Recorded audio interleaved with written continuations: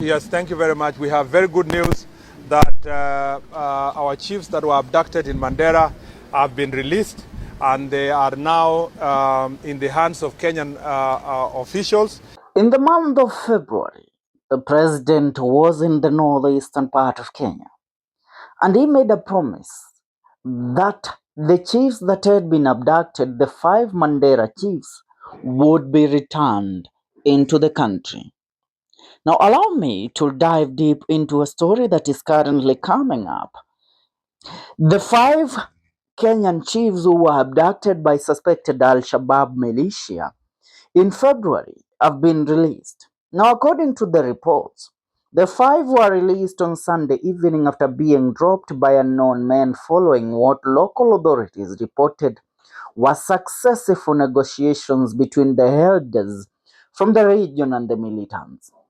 It is alleged that the 5 had been held captive in neighboring Somalia for the last 2 months following the abduction while on their way from Wargadud to Elwak town.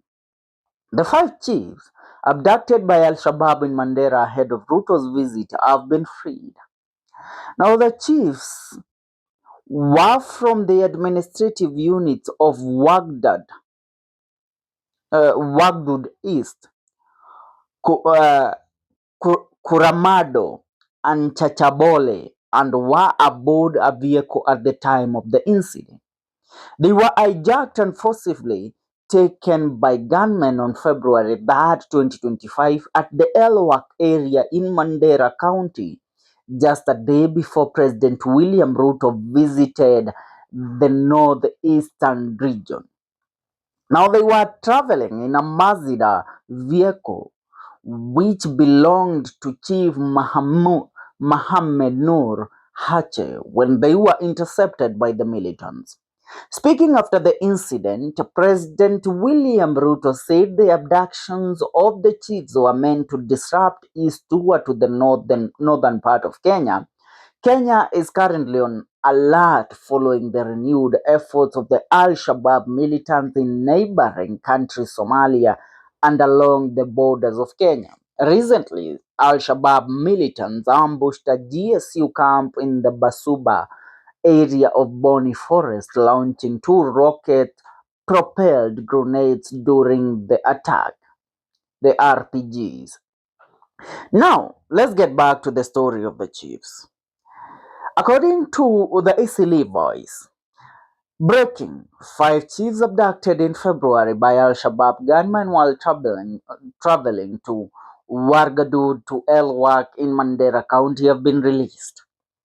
Allow me to diverge you into this charade that the president and his men have been playing with us as the people of the Republic of Kenya, because there is a certain level of madness that we as a republic won't tolerate.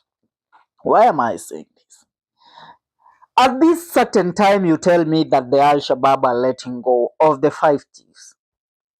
Do you know what the Al-Shabaab is currently doing in their country, in Somalia? I mean, the Al-Shabaab recently made an assassination attempt on the president of Somalia, which was a failed assassination attempt. Yesterday, which was on Sunday, the Al-Shabaab hit at the Somalian airport. They destroyed even planes there at the Somalian airport. Now come to tell me that these people that are so determined right now to reveal how energetic and strong they were, they are releasing the 5 chiefs they abducted in Kenya.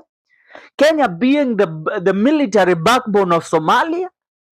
You might be joking with us. I mean, even the timing of these crucial happenings tells you otherwise. I know there are people that are sympathizers of these stories, but when we sympathize, let's sympathize with details that we have verified into the details that we have verified. When the president of Kenya visited the northeastern part of the region, that was the time that he went ahead to say that he has waved off the identification card vetting process, which is something that the people of the northeastern part of Kenya had been waiting for a very long time. So they walikuwa wanaimba asifiwe Ruto baada ya yale maneno walisema kule. Now, why were these chiefs taken at that crucial time? Let me tell you, when we speak about intelligence, if there are people that are supposed to have the most credible intelligence, is the NIS, the National Intelligence Service, in North, the eastern, the north, the central and eastern Africa. It's the NIS, the National Intelligence Service.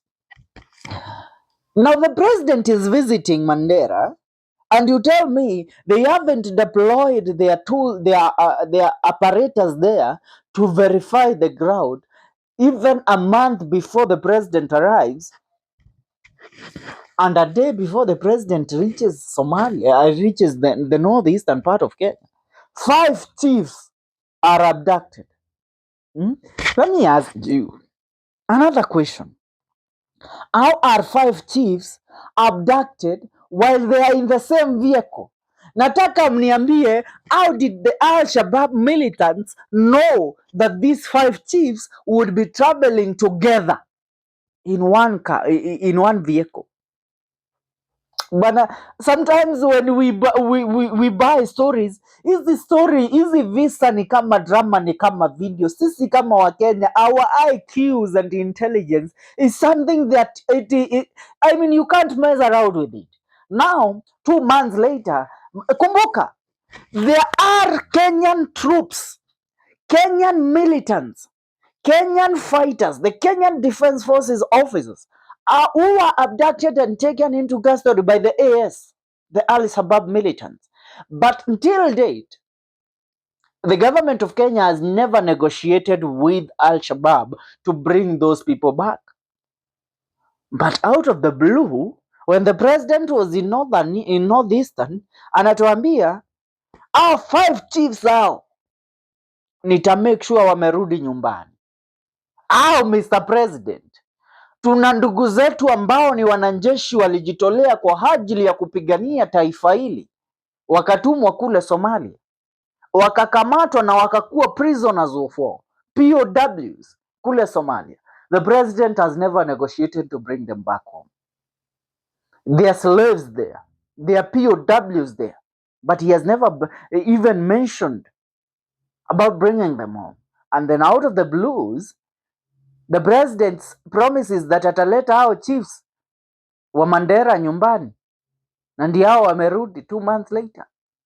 Bwana, hii karata ya paka na panya hapa na pale, the chiefs were used by the president. The president and his team knew what they were doing. People, Duale and Nurdin Haji knew what they were doing with the 5 chiefs.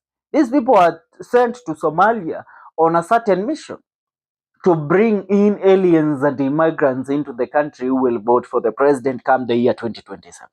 Na sasa baada ya kuwa sasa the AS wamekuwa wakipiga Kenya left, right and center. Kumbuka wameattack, wamekuwa Lamu, wakaingia Garissa juzi ambapo walipiga police camp. So the president ameamua au machifu warudi home. Au machifu warudi home. I want to hear your comments in regards to this. Achia maoni kwenye comment section. See you in our next video. This is the Kenyan Daily Report.